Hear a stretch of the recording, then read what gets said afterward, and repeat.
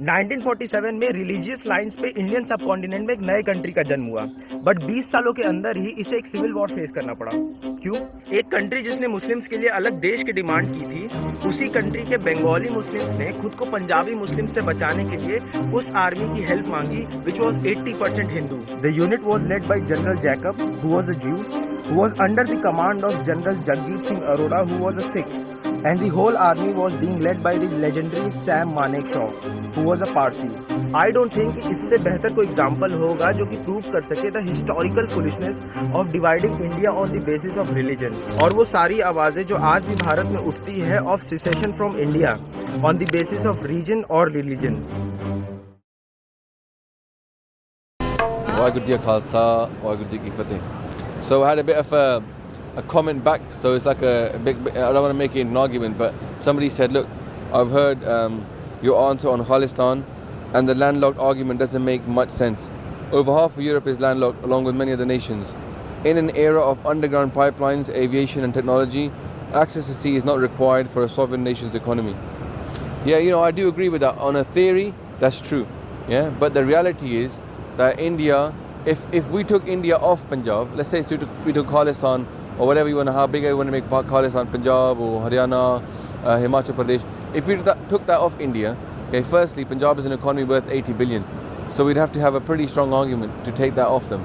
Yeah, but even if we did, let's say we got Khalistan, right, and you said you wanted to have the landlocked nation, well, on both sides you would have a potential enemy. Pakistan doesn't really have massive cordial relations with the Sikh people. Look at what happened in 1947. And at the same time, India, now we've antagonized this country by taking off and breaking the integrity of India, of Mother India as for most Indians. Both of those powers are nuclear armed. So do we really want to be in between two nuclear armed nations that aren't particularly friendly to us? And where is this pipeline going to come from? It's going to come towards Punjab. It's going to go through one of those two nations. That's a massive risk, a geopolitical risk that we'd be taking there, of our dependence on that pipeline from outside. Aviation would have to fly over the airspace of India and Pakistan. Again, very, very dodgy. Yeah. Technology. Yep, technology is good. You know, there's out there, but most technology now works with with fiber cables, right? So optical cables would have to come through either Pakistan or India, or and then again, it's a risk there of somebody disrupting our technology by just cutting that cable. So personally, for me, the real biggest argument for Sikhs looking to establish a homeland, we think the homeland should be as big. I think the homeland should be the whole of India, because of two main reasons. Firstly, our takhts. We've got our takht Hazur Sahib and takht Patna Sahib, and both of those are not in Punjab. So what we're going to do with those? If we took India, if we took Khalistan out of India, then they would say, look, get rid of your takhts. Yeah, and we don't want that. That's our Guru's takht. So we need freedom to roam the whole of India, because Guru Sahib has walked all over that place. So as far as I'm concerned, look at Guru Nanak Dev Ji's footsteps, and they represent that every one of those places they visited, we should have freedom to go and visit. The other thing is the nuclear weapons argument. Look, today's world is ruled by the nuclear weapon. Okay, the 5 nations that are on the UN Security Council, they're only on there because they have nuclear weapons. So this is the biggest shastra of this age, is nuclear weapons. And how can the Khalsa not have that? If anything, the Khalsa should be the only people that have it, because no one else has the kind of Gurmat example of using it, of have Sarbat Apala at their heart. So if the weapon exists, the Khalsa should have that weapon. And if you don't, you're nobody. So Khalistan needs to have nuclear weapons, right? Otherwise, anybody will come along and try to wipe you off. Now, where is Punjab going to develop nuclear weapons from? With 2 nuclear enemies, we'll be stopped from doing so. Yeah, look at what's happening with Korea and Iran right now. How many restrictions people are placing because they don't want the proliferation of nuclear weapons. So therefore, actually, it makes more sense to take over India, democratically, of course. Take over India. It's already got nuclear weapons. Then they come into the hands of the Khalsa, and that would help world peace, because the Khalsa is the only people that are really interested in Sarvat Tafala.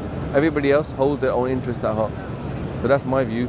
I mean, for me, it's just as realistic to take over India as it is to take over Khalistan, because both of them seem almost impossible right now.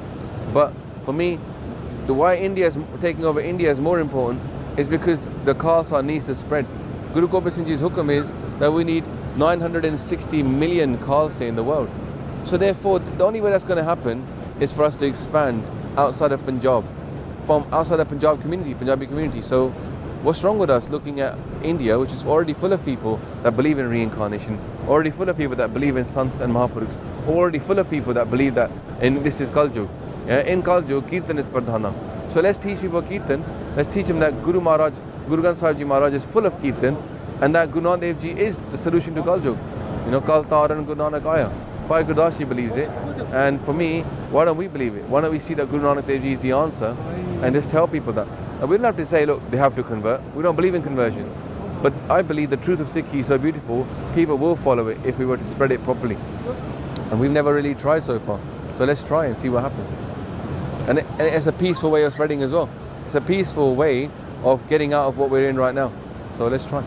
Waheguru Ji Ka Khalsa, Waheguru Ji Ki Fateh. हम 10 तारीख को बहुत बड़ी rally UK government के ख़िलाफ़ और referendum 2002 के मांगने वालों के ख़िलाफ़ हम कर चुके हैं, और हमने ये स्पष्ट कह दिया है, खालिस्तान ना बना था, ना बनेगा, ना कभी बनने देंगे। जब खालिस्तान बनेगा पहले की तरह हमारी लाशों से निकल के चले जाएगा। राष्ट्र एक है और राष्ट्र एक रहेगा, और पंजाब हिंदुस्तान का हिस्सा है और पंजाब हिंदुस्तान रहेगा। इस रेफरेंडम के पीछे आईएसआई है। चेहरे आगे कोई और हैं टेररिस्टों के, वो टेररिस्ट जिन्होंने दिल्ली ब्लास्ट किए, जिन्होंने पंजाब में ब्लास्ट किए, जिन्होंने बहनों के सुहाग उजाड़े, जिन्होंने बच्चों को यतीम किया बम्बों और गोलियों से, वो टेररिस्ट हैं, और उनके पीछे आईएसआई है। ये टोटल क्लियर हो चुका है। तो आईएसआई के मंसूबे हिंदुस्तान की पब्लिक कभी भी इसको नाकाम करके रख देगी और इसको कभी भी आगे बढ़ने नहीं देंगी। ये हमारी गारंटी है। खालिस्तान ना बना है, ना कभी बनेगा।